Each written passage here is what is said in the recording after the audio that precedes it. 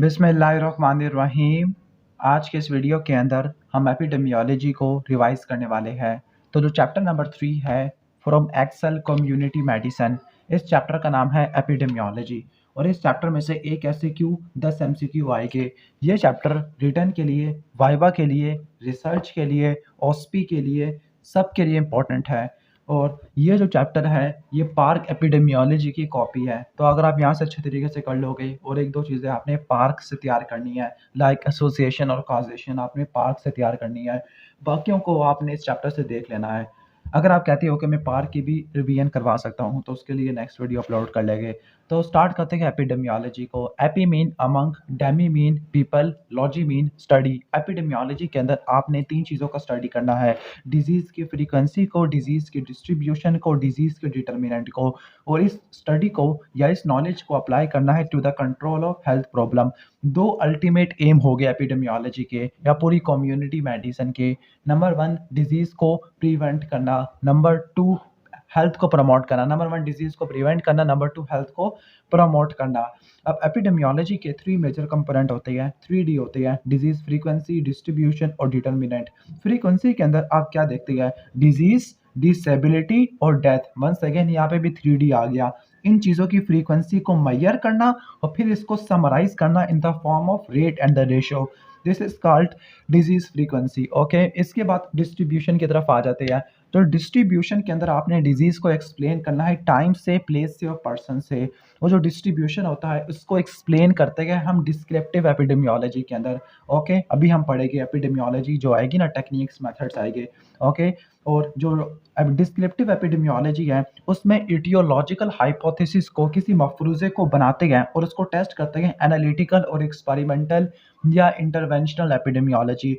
जो determinant of disease है उसमें किसी भी डिजीज़ के कॉजेज़ या उसके रिस्क फैक्टर को देखते हैं, लाइक कैंसर के रिस्क फैक्टर, और जो दूसरे डिजीज़ होते हैं कम्युनिकेबल टाइप के तो उनके कॉजेज़ वगैरह को देखते हैं। अब एपिडेमियोलॉजी के क्या एम्स होते हैं? तो एपिडेमियोलॉजी के अंदर किसी भी हेल्थ प्रॉब्लम या डिजीज़ के मैग्नीट्यूड और डिस्ट्रीब्यूशन को स्टडी करना। नंबर 2 इटियोलॉजिकल रिस्क फैक्टर को आइडेंटिफाई करना। नंबर 3 डाटा देना फॉर प्लानिंग। और नंबर 4 इम्प्लीमेंटेशन और इवैल्यूएशन करना सर्विसेज की, ताकि हम डिजीज़ को प्रिवेंट, कंट्रोल और ट्रीट कर सके। तो क्या है? Distribution, magnitude, number 2 aetiological risk factor, number 3 planning और नंबर 4 इम्प्लीमेंटेशन, इवैल्यूएशन। ये एपिडेमियोलॉजी के मकासद है। लेकिन एपिडेमियोलॉजी के क्या यूजेस होते हैं? नंबर 1 डिजीज़ की हिस्ट्री का पता लगाना, कि जो हेल्थ और डिजीज़ होते हैं इनका पैटर्न कांस्टेंट नहीं होता, फ्लक्चुएट होते रहती है। कभी हेल्थ ज़्यादा होती है तो डिजीज़ कम होता है। ओके, और जब हेल्थ कम होगी तो डिजीज़ ज़्यादा हो जाएगा। ओके, ठीक हो गया। इसके बाद कम्युनिटी डायग्नोसिस है। कम्युनिटी डायग्नोसिस के अंदर आप किसी भी हेल्थ प्रॉब्लम को आइडेंटिफाई करोगे, फिर इसकी क्वांटिफिकेशन करोगे। क्वांटिफिकेशन करने के लिए आप मोर्टेलिटी, मॉर्बिडिटी, रेट और रेशियो लेते हो। रेट का मतलब है कि numerator is the part of denominator, लेकिन रेशियो के अंदर न्यूमरेटर डिनोमिनेटर का पार्ट नहीं होता।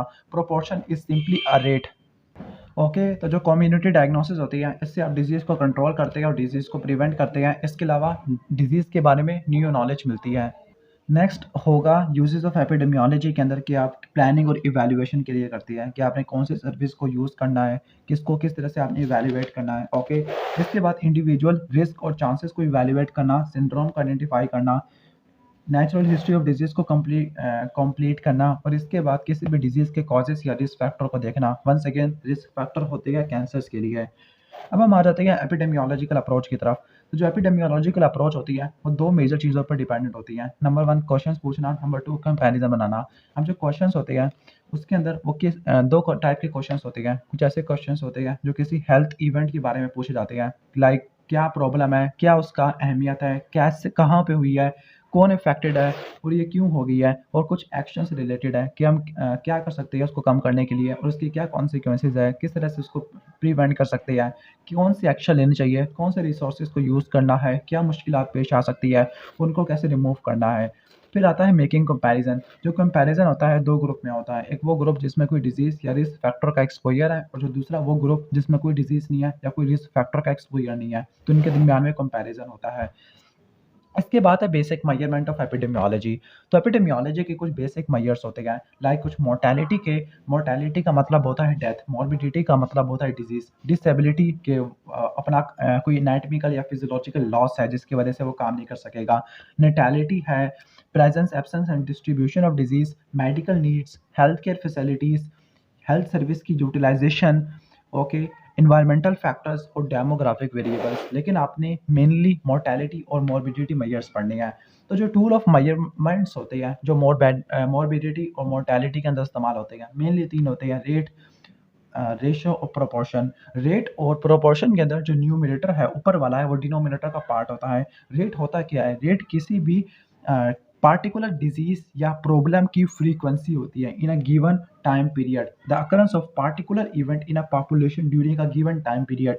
ओके, यानी इसमें न्यूमरेटर होगा, डिनोमिनेटर होगा, कोई ना कोई टाइम स्पेसिफिकेशन होगा और कोई ना कोई मल्टीप्लायर होगा। ओके, जो मल्टीप्लायर होता है, लाइक जो डेथ, जब आप आगे पढ़ोगे ना, जैसे यहाँ पे लिखा हुआ है डेथ रेट, तो डेथ रेट के अंदर मल्टीप्लायर होता है 1000 और जो मोर्टेलिटी वाला जो रेट होता है उसमें 100 होता है। ओके, तो मल्टीप्लायर होता है।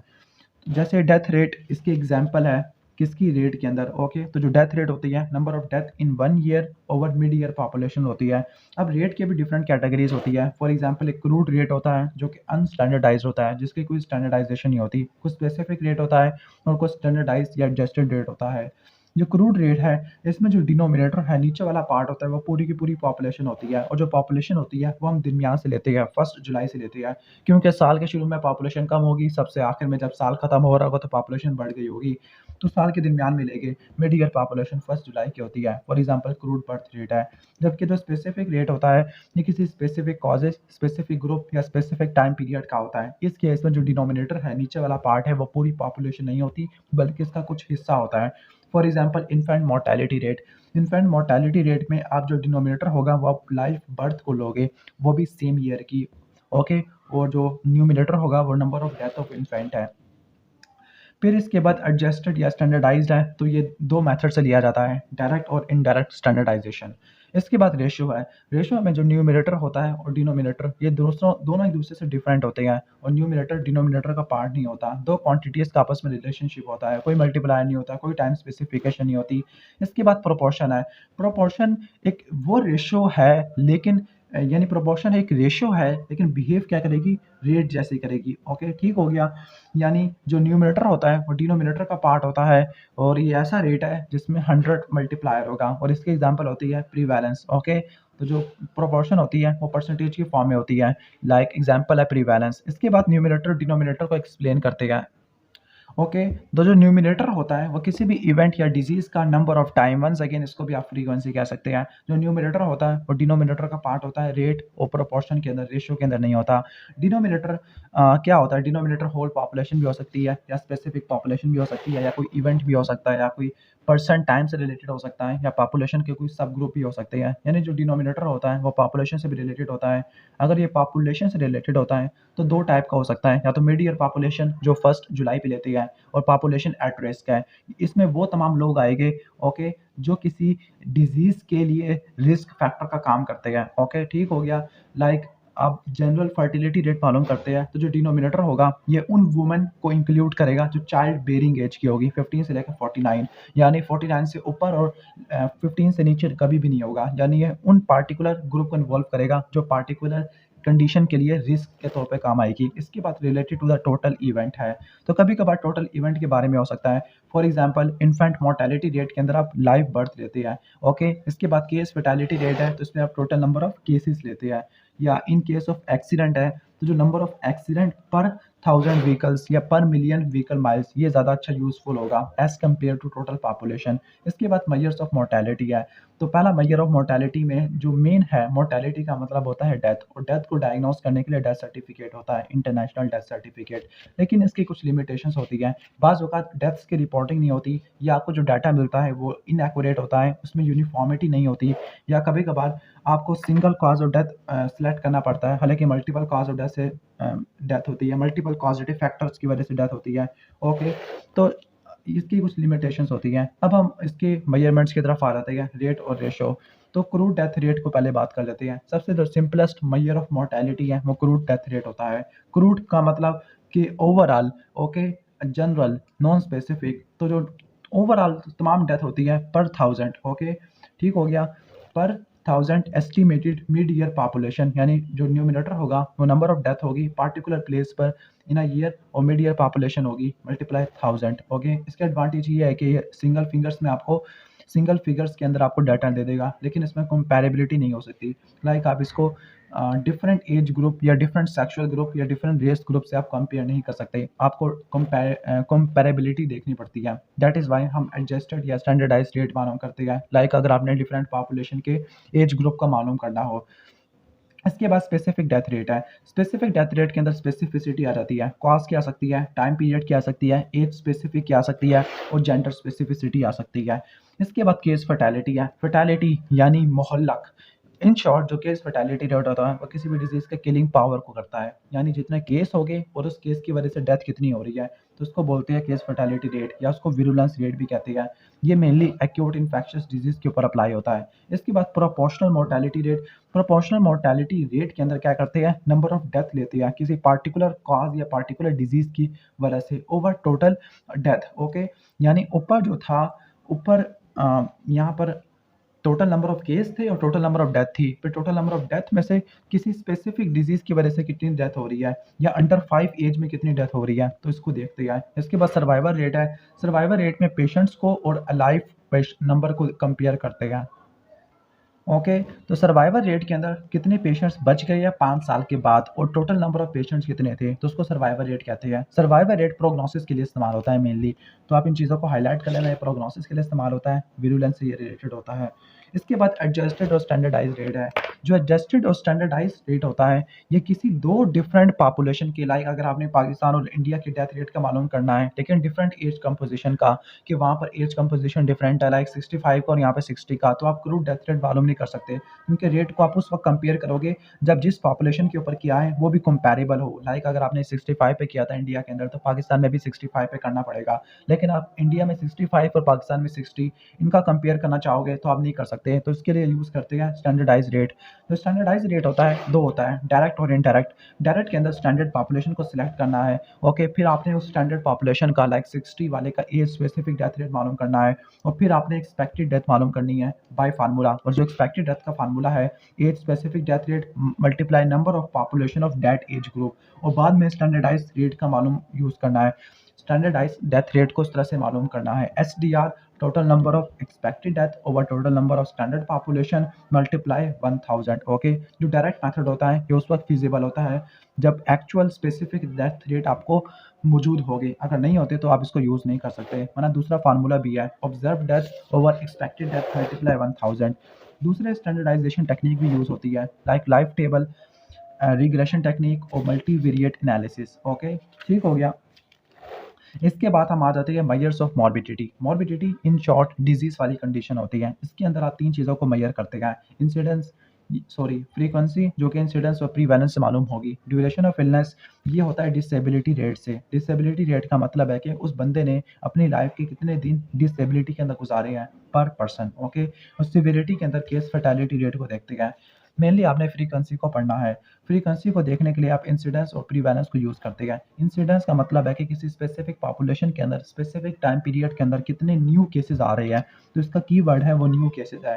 तो number of new cases during a given time period over population at risk आती है, ओके, तो इसको बोलते हैं इंसिडेंस। इंसिडेंस हमेशा न्यू केसेस पे अप्लाई होती है, स्पेसिफिक टाइम पीरियड के अंदर होती है, स्पेसिफिक पॉपुलेशन या पॉपुलेशन एट रिस्क पे होती है, ओके। तो इसकी दो टाइप्स होती है, क्यूमुलेटिव और इंसिडेंस डेंसिटी। क्यूमुलेटिव के अंदर आप क्या देखते हैं, इन दोनों के अंदर जो न्यूमरेटर है वो सेम है, लेकिन इसके अंदर टोटल पॉपुलेशन एट रिस्क को देखती है डिनोमिनेटर के अंदर, लेकिन यहाँ पर टोटल पर्सन को जो at the time of observation है उसमें पूरी की पूरी पॉपुलेशन पाकिस्तान की, और इसमें जो बंदा आपको मिल रहा है उसको देख लिया। इसके बाद कुछ स्पेशल इंसिडेंस रेट भी होती है, like attack rate, secondary attack rate. तो जो अटैक रेट होता है वो सिंपल इंसिडेंस रेट होता है in the form of percent, okay. और ये जब यूज़ करते हैं जो population is expose to risk for a limited period of a time, like अगर एपिडेमिक हो गया है, limited period of a time बंदा एक्सपोज हो रहा है, वबा आ गई है, तब हम अटैक रेट मालूम करते हैं या इंसिडेंस रेट मालूम करते हैं। फार्मूला वही है, number of new cases of specific disease during a specific period and total population at risk during the same interval. Cumulative incidence वाला फार्मूला है, लेकिन इसमें और इसमें क्या फ़र्क है, उसमें 1000 यूज़ करते हैं, इसमें 100 यूज़ करते हैं परसेंटेज के फॉर्म में। इसके बाद सेकेंडरी अटैक रेट है। सेकेंडरी अटैक रेट के अंदर नंबर ऑफ एक्सपोज पर्सन, कितने एक्सपोज पर्सन में डिजीज हो रहा है, ओके, उसको कंपेयर करते हैं total number of expose person. तो कितने एक्सपोज पर्सन में डिजीज हुआ और कितने एक्सपोज पर्सन थे, तो उसको बोलते हैं हम सेकेंडरी अटैक रेट। और जो एक्सपोज थे वो किसी प्राइमरी केस की वजह से होते थे, ठीक हो गया। जो डिनोमिनेटर है उसमें तो वो तमाम लोग आएंगे जो किसी केस को एक्सपोज करते हैं। मोर स्पेसिफिकली जो डिनोमिनेटर उन लोगों को इन्वॉल्व करेंगे जो ससेप्टेबल बंदा होगा, यानी जो जिसमें इम्यून सिस्टम रिलेटिवली कमज़ोर होगा, इसने वैक्सीनेशन नहीं ली होगी। जो प्राइमरी केस होता है जिसकी वजह से एक्सपोजर हो रहा था, वो न्यूमिनेटर और डिनोमिनेटर दोनों से माइनस होगा। सपोज एक फैमिली में 6 बंदे हैं, 6 बंदों में 2 पेरेंट्स हैं, 2 पेरेंट्स ऑलरेडी इम्यून है और 4 बच्चे हैं, 2 इम्यून है, 4 बच्चे हैं जो ससेप्टेबल है, तो 4 तो आ गया डिनोमिनेटर से, एक प्राइमरी केस हो गया, तो आपने डिनोमिनेटर से माइनस कर देना, तो बकिया बचा 3 और 2 सेकेंडरी केस आ गए, तो 2/3। तो ये कितना आ गया secondary attack rate. Secondary attack rate सिर्फ और सिर्फ इन्फेक्शियस डिजीज पर अप्लाई होगा, नॉन कम्युनिकेबल डिजीज पर अप्लाई नहीं होता, ओके। स्पेसिफिकली उन डिजीज में जिसका short period of a time होता है, लाइक मीजल्स और चिकन पॉक्स। दूसरी लिमिटेशन ये है कि आपने ससेप्टिबल या जो एक्सपोज्ड कॉन्टैक्ट है उसको तलाश करना होता है, जो कि बड़ा मुश्किल होता है। यूजेस ऑफ इंसिडेंस रेट, तो इंसिडेंस किसके लिए इस्तेमाल होते हैं, डिजीज़ को कंट्रोल करने के लिए, रिसर्च पर्पस के लिए, ताकि आप किसी डिजीज़ की टियोलॉजी, पैथोजेनेसिस, डिस्ट्रीब्यूशन या प्रिवेंटिव थेरापेटिक मेजर्स की एफिकेसी को मेजर कर सके, और शॉर्ट टर्म प्लानिंग के लिए इस्तेमाल होता है। डिजीज़ को कंट्रोल करना, रिसर्च और शॉर्ट टर्म प्लानिंग। इसके बाद प्रीवैलेंस है। प्रीवैलेंस तमाम करंट केसेस के लिए अप्लाई होती है। करंट केसेस के अंदर न्यू और ओल्ड केस दोनों आ जाती है। Specific period of a specific population. अब ये 2 टाइप की होती है डिपेंडिंग अपॉन किस टाइम पे कर रहे हैं, पॉइंट प्रीवैलेंस और पीरियड प्रीवैलेंस। जो पॉइंट प्रीवैलेंस होती है किसी स्पेसिफिक पॉइंट ऑफ टाइम पे होती है, लाइक मैं 15 जनवरी को कर रहा हूँ, 16 जनवरी को केस मालूम कर रहा हूँ, ओके। जबकि पीरियड प्रीवैलेंस किसी स्पेसिफिक टाइम पीरियड के लिए होती है, लाइक जनवरी से लेकर मार्च तक, ओके, ठीक हो गया। प्रीवैलेंस के क्या फ़ायदे होते हैं, किसी भी हेल्थ प्रॉब्लम की मैग्नीट्यूड का एस्टिमेशन हमें इसी से पता चलेगा, ओके। फिर एडमिनिस्ट्रेटिव और प्लानिंग के लिए हम प्रीवैलेंस वगैरह को इस्तेमाल करते हैं। आखिर में प्रीवैलेंस और इंसिडेंस का रिलेशनशिप देख लेते हैं। Prevalence is equal to incidence multiply duration. जितना ज़्यादा ड्यूरेशन ज़्यादा होगा, इंसिडेंस ज़्यादा होगा, उतना ज़्यादा प्रीवैलेंस ज़्यादा होगी, ओके, ठीक हो गया। इसके बाद एपिडेमियोलॉजिकल बाथ टब लिखा हुआ है। तो एपिडेमियोलॉजिकल बाथ है में जो पानी फ्लो करता है किसी भी फॉसेट से, ओके, यानी बाथ टब में आ रहा है, तो वो किसको रिजेंबल कर रहा है, इंसिडेंस, यानी जितना नया पानी आ रहा है डैट मीन्स न्यू केस आ रही है। और जितना पानी के अंदर, जितना टब के अंदर पानी का लेवल है, तो वो इंडिकेट करता है करंट को, ओके, करंट केस को, यानी इसमें पुराना पानी कितना आया और नया पानी कितना आया। और जो पानी बाहर निकल रहा है इससे, तो वो मोर्टेलिटी को इंडिकेट करता है, बंदा मर गया। जो इवेपोरेट कर रहा है वो रिकवरी को इंडिकेट करता है। इसके बाद एपिडेमियोलॉजिकल मेथड है। एपिडेमियोलॉजिकल मेथड्स को 2 में डिवाइड करते हैं, ऑब्जर्वेशनल और एक्सपेरिमेंटल। ऑब्जर्वेशनल को मज़ीद 2 में डिवाइड करते हैं, डिस्क्रिप्टिव और एनालिटिकल, ओके। तो पहले स्टार्ट करते हैं ऑब्जर्वेशनल। ऑब्जर्वेशनल स्टडीज़ ऐसी स्टडीज़ होती हैं जिसमें नेचर अपना कोर्स खुद इख्तियार करती है। इन्वेस्टिगेटर ऑब्जर्व तो करता है, मेजर करता है, लेकिन खुद इंटरवीन नहीं करता, डिस्टर्बेंस नहीं करता किसी भी डिजीज़ के कोर्स में या कंडीशन के अंदर। अब डिस्क्रिप्टिव एपिडेमियोलॉजी के अंदर क्या करते हैं, डिस्क्रिप्टिव एपिडेमियोलॉजी के अंदर हम डिजीज़ की फ्रीक्वेंसी को देखते हैं, अकरेंस को देखते हैं in terms of time, place and person distribution, okay, ठीक हो गया। अब जो इसका प्राइमरी कंसर्न होता है मेनली एपिडेमियोलॉजिस्ट का, कि उसने डिजीज़ की अकरेंस को देखना होता है, ओके, ठीक हो गया, कि लोग कितने फैक्टर्स को एक्सपोज कर रहे हैं और इनमें कितना में डिजीज़ आ रहा है, ओके। तो कब डिजीज़ अकर हो रहा है, कब हो रहा है, दिस इज टाइम डिस्ट्रीब्यूशन, कहाँ हो रहा है, प्लेस डिस्ट्रीब्यूशन, और किस में हो रहा है, पर्सन डिस्ट्रीब्यूशन। अब डिस्क्रिप्टिव एपिडेमियोलॉजी के कुछ प्रोसीजर होते हैं। नंबर 1 आपने पॉपुलेशन को डिफाइन करना है, नंबर 2 डिजीज़ को डिफाइन करना है, नंबर 3 डिजीज़ को डिस्क्राइब करना है, ओके, कि कब हो रहा है, कहाँ पे हो रहा है, कौन अफेक्टेड है, डिजीज़ को मेजर करना है इंसिडेंस और प्रीवैलेंस से, डिजीज़ को कंपेयर करना है नॉन इंडिसेस से, क्राइटेरिया से, और हाइपोथेसिस को फार्मूलेट करना है। फिर उस हाइपोथेसिस को टेस्ट करेंगे एनालिटिकल और एक्सपेरिमेंटल एपिडेमियोलॉजी से। तो नंबर 1 आता है डिफाइनिंग द पॉपुलेशन। तो डिफाइनिंग द पॉपुलेशन के अंदर हमने क्या क्या चीज़ें करनी है। जो डिस्क्रिप्टिव एपिडेमियोलॉजी है उसमें आपने पूरी पॉपुलेशन की इन्वेस्टिगेट करना है, अपने पॉपुलेशन को डिफाइन करना है कि पॉपुलेशन का नंबर क्या है, पॉपुलेशन का एज क्या है, पॉपुलेशन का जेंडर क्या है, पॉपुलेशन का ऑक्यूपेशन क्या है, और जो पॉपुलेशन आपने स्टडी के लिए सिलेक्ट करनी है उसको बोलते हैं पॉपुलेशन बेस। तो वो पूरी दुनिया भी हो सकती है, पूरी दुनिया का स्पेसिफिक पार्ट हो सकता है, और स्पेसिफिक पार्ट का भी कुछ एरिया हो सकता है। ओके, ठीक हो गया। तो या डिफाइंड पॉपुलेशन आ गया। जो डिफाइंड पॉपुलेशन होती है वो मेजरमेंट्स के अंदर डिनोमिनेटर के तौर पर इस्तेमाल होती है। फिर इसके बाद आपने डिजीज़ को डिफाइन करना है, उसकी प्रिसाइज, वैलिड और एक्सेप्टेबल डेफिनेशन होनी चाहिए। लाइक अगर आप अनीमिया पे कर रहे हो या टॉन्सिलाइटिस पे कर रहे हो तो उसकी प्रिसाइज डेफिनेशन होनी चाहिए।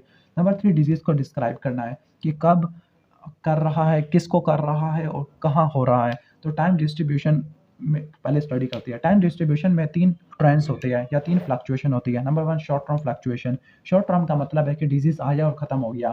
For example epidemic. ओके, तो एपिडेमिक की भी 3 है, कॉमन सोर्स, प्रोपेगेटेड और स्लो एपिडेमिक। इसके बाद पीरियोडिक फ्लक्चुएशन है, यानी एक सीज़न में आता है, यानी आया चला गया, आया चला गया। ओके, तो पीरियोडिक फ्लक्चुएशन के अंदर सीजनल ट्रेंड होते हैं। फॉर एग्जांपल मीजल्स होता है, स्प्रिंग में होता है। साइक्लिक ट्रेंड्स होते हैं, लाइक इन्फ्लुएंजा का पेंडेमिक हर 10 साल से लेकर 10 साल के बाद आ रहा है। इसके बाद लॉन्ग टर्म या सेकुलर ट्रेंड है। लॉन्ग टर्म या सेकुलर ट्रेंड के अंदर क्या होता है, इसमें जो डिजीज़ होता है वो period of a time, long period of a time, ज़्यादा भी हो सकता है, कम भी हो सकता है, सैकड़ों सालों के बाद, like coronary artery disease, lung cancer, diabetes और कुछ ऐसे डिजीज़ होते हैं जिनकी एज इंसिडेंस कर्व में सेपरेट पीक होती है, लाइक हॉजकिन लिम्फोमा, ल्यूकेमिया। इसके बाद प्लेस डिस्ट्रीब्यूशन है। प्लेस डिस्ट्रीब्यूशन के अंदर आप डिजीज़ की ज्योग्राफी को स्टडी करते हैं। इसमें भी 4 आ जाती है। इंटरनेशनल वेरिएशन, के कुछ डिजीज़ की इंटरनेशनल वेरिएशन होती है। नेशनल वेरिएशन, रूरल अर्बन, यानी ओवरऑल देखो कि पाकिस्तान और इंडिया में डिफरेंट डिजीज़ का क्राइटेरिया होगा। पाकिस्तान में आओ तो पाकिस्तान में डिफरेंट होगा, डिफरेंट एरिया में डिफरेंट होगा। अगर एक एरिया को पकड़ोगे, एक शहर को पकड़ोगे तो उसके देहाती इलाके में कुछ और होगा, शहरी इलाके में कुछ और होगा, और इसके एक शहरी इलाके में देखोगे तो एक इलाके में कुछ और होगा, दूसरे इलाके में कुछ और होगा। तो इंटरनेशनल वेरिएशन के बारे में बात करते हैं, लाइक ओरल कैविटी और यूट्राइन कैंसर, ये इंडिया में ज़्यादा कॉमन होते हैं। स्टोमक कैंसर जापान में ज़्यादा कॉमन होते हैं। ओके, इसके अलावा जो कोरोनरी आर्टरी डिजीज़ है वो पाकिस्तान में ज़्यादा कॉमन है। नेशनल वेरिएशन के बारे में बातें करते हैं। ओके, तो नेशनल वेरिएशन में लाइक आपको पता है कि एक ही कंट्री में डिफरेंट जगहों पर डिफरेंट मलेरिया के केसेस होते हैं। इसके बाद रूरल अर्बन के बारे में बात करते हैं, लाइक शहरी इलाके में एक्सीडेंट, लंग डिजीज़, ब्रोंकाइटिस होता है। ओके, जबकि देहाती इलाके में skin, zoonotic disease, maternal child mortality rate ज़्यादा होती है। इसके बाद लोकल डिस्ट्रीब्यूशन भी है। नेक्स्ट है पर्सन डिस्ट्रीब्यूशन। पर्सन डिस्ट्रीब्यूशन में जैसे एज है, लाइक मीजल्स बच्चों में होता है, कैंसर मिडिल एज में होता है, एथेरोस्क्लेरोसिस बूढ़ों में होती है। सेक्स के बारे में बात करती है तो जो ओबेसिटी होती है वो डायबिटीज़, हाइपरटेंशन, ये फीमेल में ज़्यादा होती है। मैरिटल स्टेटस के बारे में बात करती है, जिनकी शादी होती है उनमें डिप्रेशन कम होता है तो मोर्टेलिटी रेट कम होता है। एथनिसिटी के बारे में बात करती है तो मेल्स और ज्यूस में सर्कमसिजन होती है, दैट इज़ वाई पीनाल कैंसर कम होता है। ऑक्यूपेशन के बारे में बात करती है तो डिफरेंट ऑक्यूपेशनल डिजीज़ है। सोशल क्लास के बारे में बात करती है तो जो हाइपरटेंशन और इस्कीमिक हार्ट डिजीज़ है ये उसमें ज़्यादा कॉमन है, जो अमीर होते हैं। बिहेवियर के बारे में बात करती है, वो भी इफ़ेक्ट करता है। स्ट्रेस है, माइग्रेशन है, ये भी इफ़ेक्ट करती होती है। ओके, तो ये तो सारा हो गया डिस्ट्रीब्यूशन। इसके बाद डिजीज़ को मेजर करना है प्रीवैलेंस से और इंसिडेंस स्टडी से। ओके, ठीक हो गया। जो क्रॉस सेक्शनल स्टडी है उसमें प्रीवैलेंस देखती है, जबकि लॉन्गिट्यूडिनल स्टडी के अंदर इंसिडेंस देखती है। क्रॉस सेक्शनल सिंपलेस्ट फॉर्म होती है ऑब्जर्वेशनल स्टडी की। इसके अंदर किसी भी पॉपुलेशन के एक टुकड़े को सिंगल टाइम पे ऑब्जर्व कर रहे होते हैं। फॉर एग्जांपल अगर कोई बंदा रिसर्च कर रहा है सेंट्रल लैब के अंदर, निश्तर के अंदर एक सेंट्रल लैब है, वहाँ पर सैंपल किस तरह से कलेक्ट किया जाता है, तो वहाँ पर जो पेशेंट आएगा उसी टाइम के अंदर, उसी स्पेसिफिक एरिया के अंदर जो पार्टिकुलर पेशेंट आएगा, आपने उसी का डाटा लेना है और इसको पूरी पॉपुलेशन के ऊपर अप्लाई कर देना है। इसके बाद लॉन्गिट्यूडिनल स्टडी है। लॉन्गिट्यूडिनल स्टडी के अंदर इसको इंसिडेंस स्टडी भी कहते हैं। ओके, तो इसमें काफ़ी ज़्यादा टाइम लेती होती है। ओके, बार-बार आपको देखना होता है और सारी ऑब्जर्वेशंस को, न्यू केसेस को देखना होता है। जो लॉन्गिट्यूडिनल स्टडीज़ होती है दिस फैक्टर के लिए अप्लाई होती है, जबकि प्रीवैलेंस वाली क्रोनिक डिजीज़ के लिए अप्लाई होती है, इंसिडेंस रेट के लिए और नेचुरल हिस्ट्री ऑफ डिजीज़ के लिए इस्तेमाल होती है। फिर इसके बाद आपको डाटा मिल गया तो आपने इसको नॉन इंडिसेस से कंपेयर करना है, पॉपुलेशन के दरमियान में या पॉपुलेशन के अंदर कंपैरिजन करना है, और फिर लास्ट में आपने हाइपोथेसिस को फार्मूलेट करना है। फॉर एग्जांपल कि हाइपरग्लाइसीमिया की वजह से ही डायबिटिक रेटिनोपैथी होती है, फिर उसको एनालिटिकल या फिर एक्सपेरिमेंटल एपिडेमियोलॉजी से आपने इसको कंफर्म करना है। तो डिस्क्रिप्टिव से क्या पता चलता है, डिजीज़ की लोड के बारे में पता लगता है। नंबर 2, डिजीज़ की टियोलॉजी के बारे में पता लगता है। ओके, फिर इसके बाद planning, organising, evaluation of preventive curative service है, यानी प्लानिंग के लिए, इवैल्यूएशन के लिए इस्तेमाल करते हैं डाटा को, और रिसर्च के लिए इस्तेमाल कर सकते हैं। तो यहाँ तक हमने खत्म कर लिया डिस्क्रिप्टिव एपिडेमियोलॉजी। अब जो रिमेनिंग पोर्शन है इस चैप्टर का तो उसको नेक्स्ट वीडियो में कवर करेंगे। तो आपने वीडियो को लाइक करना है, चैनल पे नए हो तो सब्सक्राइब कर देना है।